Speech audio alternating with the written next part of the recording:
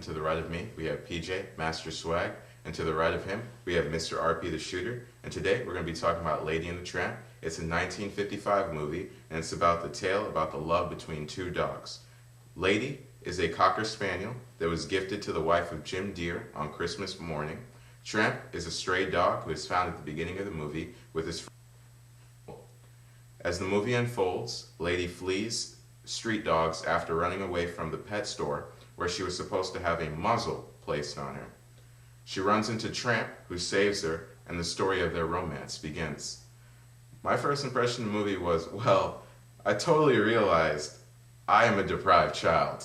I honestly never saw this movie before, but I was in a good mood when I started to watch it, so I assumed I'd like it. You know, dude, your parents must have hated you or something. Piqued my interest. It's Disney. I did not have cable. I didn't have cable TV at my house. Dude. My parents felt that it was. I was not in Cuba necessary. and I watched this movie. Yeah, I never saw this movie.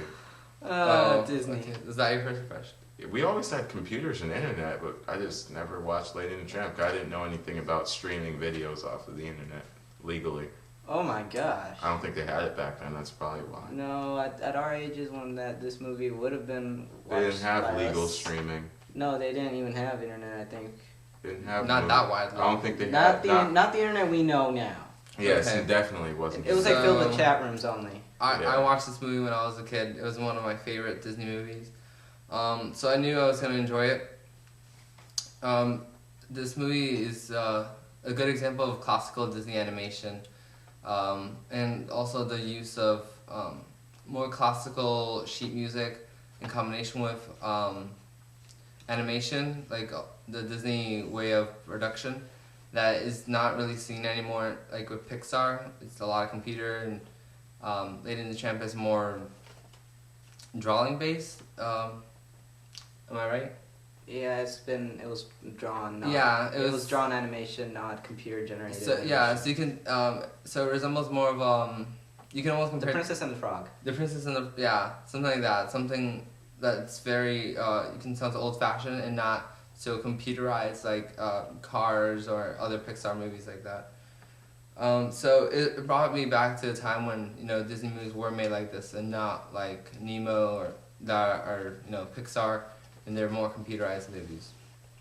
In terms of dialogue, the dogs and some of the other animals, they have a lot of anthropomorphic qualities. They talk like humans would. They act like them. They have intelligence that would be more like human intelligence. So most of the dialogue and the acting is through the animals. They're the main characters, especially Lady and the Tramp. Although there are some humans that do talk and interact, but minimally with the animal characters.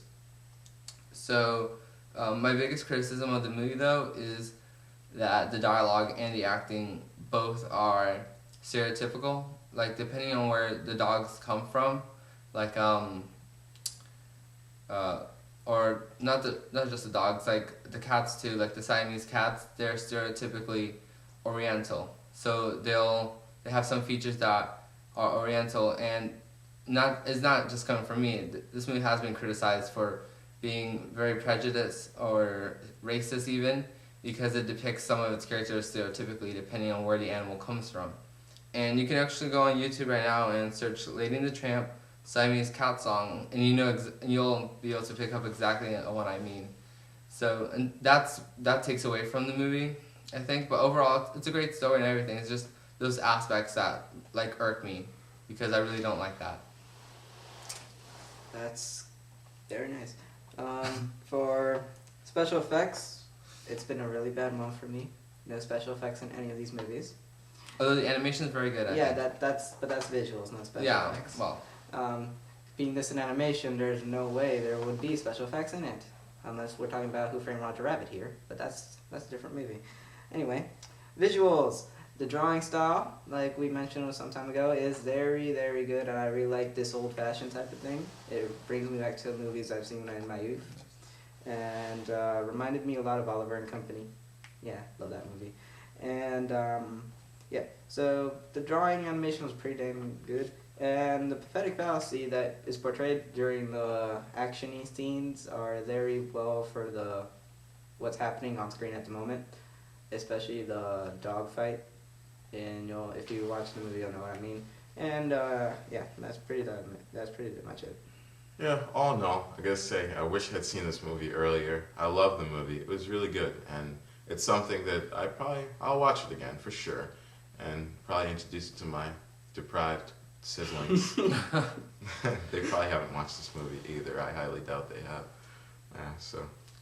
Well, this for me is like a perfect Valentine's Day movie because it's appealing to the children because the dogs can talk, they have these anthropomorphic qualities. And it's also sweet and serious for somebody older. So it's relatable to everybody. It's enjoyable, easy movie.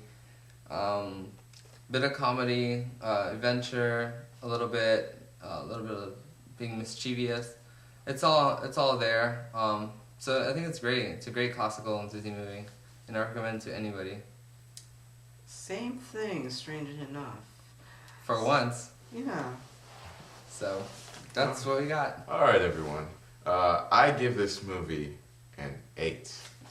I also give it an 8. It would have been a 10, but because of all the stereotypical portrayals of the animals, it really does take from the movie for me. So I had to lower down the rating to an 8. Understandable. I gave it a 9. A 9. 9 out of 10. Any reasoning behind that? Well, mostly because the movie, even though if it is stereotypical, I still enjoyed the movie. Right. It's not perfect enough for me to want to give it a 10. It's not like Castle in the Sky, so. Yeah. Mm-hmm. All right, everyone. This has been Corporal Galk. PJ Master Swag. And Mr. RP the Shooter. And we're leaving you guys now. Don't forget to like, comment, subscribe, and rate the video. Helps us out.